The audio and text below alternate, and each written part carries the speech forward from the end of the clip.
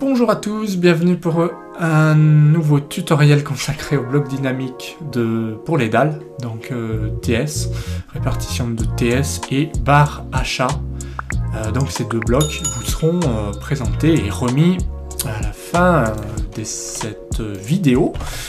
Alors je vais vous montrer l'environnement, donc on est sous GC1, un gabarit complet et pour les éléments, enfin pour tous les éléments en fait, donc il y a beaucoup de tutoriels là-dessus. Si ça vous intéresse, si vous voulez tout le gabarit, vous me contactez directement, mais sinon je fournis des blocs au besoin. Donc alors on va parler insertion de TS de dalle et puis les répartitions de barres, puisque c'est monnaie courante sur les plans de dalle. Alors, ce que je fais en général, je sais pas pourquoi je le mets là, c'est que je le copie là. Donc là, je vais faire mes nappes basses. Et puis souvent, je fais mes nappes hautes. Donc ici, je peux utiliser des barres nappes hautes. En fait, c'est le même bloc, hein, tout simplement. J'ai fait une option, mais une fois que vous le décomposez, eh bien, vous pouvez passer de l'un à l'autre. C'est les pointillés qui changent. C'est un petit peu la même chose pour les nappes sup. Hein.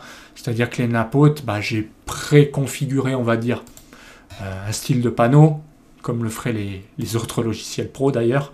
Mais voilà, en tout cas, il n'y a pas de surprise. Comme je suis dans le métier, c'est l'avantage. Je sais que dans les angles, on va mettre du PAV 10 et puis on y va en tartine, avec du 420 bien sûr. Et puis là, on va mettre des panneaux standards pour des fois des ST20 sur les refends. En principe, mais bon, ça peut être évidemment d'autres types de TS qu'on va pouvoir changer à volonté. Alors, si on fait des nappes basses, je sais pas, par exemple, si vous avez un coffrage là, on va faire un petit coffrage comme ça, vite fait, bien fait. Alors, on va faire une zone, d'accord, vous aurez quelque chose de plus compliqué, mais bon, c'est pas pour... on va pas perdre trop de temps. Comment fonctionne le bloc? Simplement, vous venez indiquer votre premier point. Vous venez indiquer... vous faites le tour de votre coffrage, en fait. Hein. Donc là, qu'est-ce qui se passe? J'ai pris toute ma trame, donc c'est très bien. Et puis, je mets à jour. Et puis, lui, il fait le reste. Voilà, qu'est-ce qui se passe? Il me met 2,40, il en faut 4, et puis il me met une chute. Donc, il me reste 2,35. Après, on peut changer aussi le recouvrement. Si je mets 25, il va tout me recalculer. Il va me rester 2,15. Oui, parce qu'il n'y a que 25 de recouvrement, il n'y a plus les 30, donc oui, il peut limiter le panneau. Après, rien ne nous empêche de... Effectivement, sur chantier, ils vont mettre 2,40, ils vont pas s'embêter, mais au moins, dans le poids d'armature, vous serez bon. En plus de ça, là, si vous avez un refend ou, je sais pas, un porte-à-faux, vous pouvez ancrer. Hein.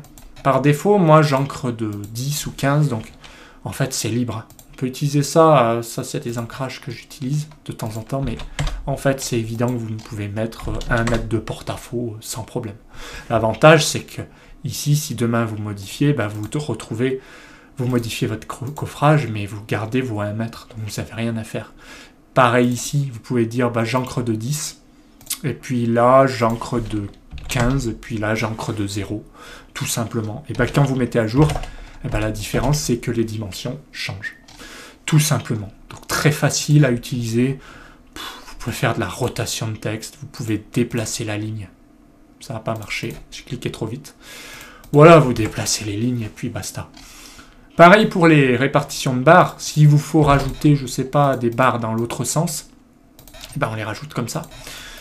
Alors soit on les met dans l'autre sens, on fait une rotation, je décompose, je mets mon premier point ici, je suis mon contour de coffrage, et puis c'est terminé, je mets à jour, et automatiquement il me calcule, donc il faut 21 barres. Par contre, si je mets espacement 10, c'est évident qu'il va prendre la portée, il va diviser par 10, il m'en faut 41. Ok, je peux changer le diamètre. Le diamètre, je vais le changer avec la poignée ici. Allez, achat 14. C'est juste que ça changera le poids d'armature. Vous voulez le poids des TS et d'armature? Vous sélectionnez tout simplement poids achat, poids TS et terminé. Voilà, je vais peut-être été un peu vite. En même temps, ça va vite avec les blocs.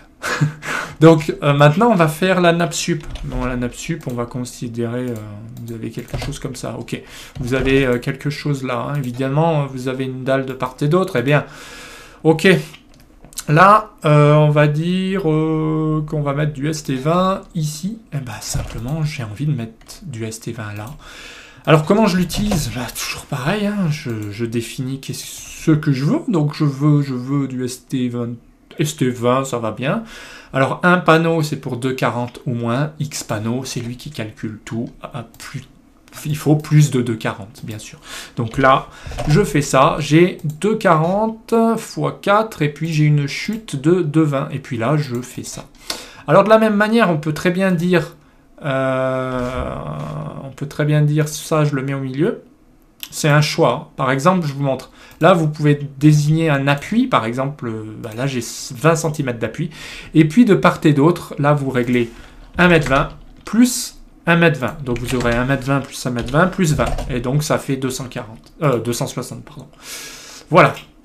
Donc, en gros, c'est un choix. Soit vous réglez la longueur de l'appui. Moi, j'ai tendance plutôt à donner la longueur totale et puis je le centre en fait. Donc, pour vous montrer, j'aurais fait plutôt ça. Donc, bon, on va recommencer avec celui-là.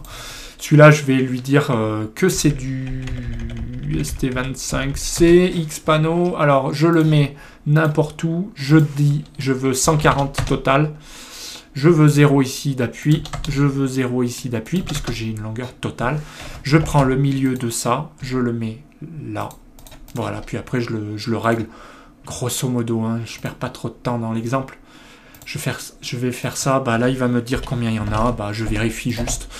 Ok, 3 panettes 2,40, 2,40, 2,40 plus 1,42. Ça a l'air correct, vous pourrez vérifier.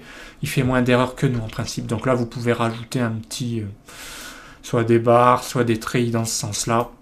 Et puis si vous avez quelque chose en rive, par exemple là, on suppose un angle, je dessine pas tout une fois de plus, eh bien toujours la possibilité de dessiner des barres, mais on l'a déjà vu, donc on va pas s'embêter.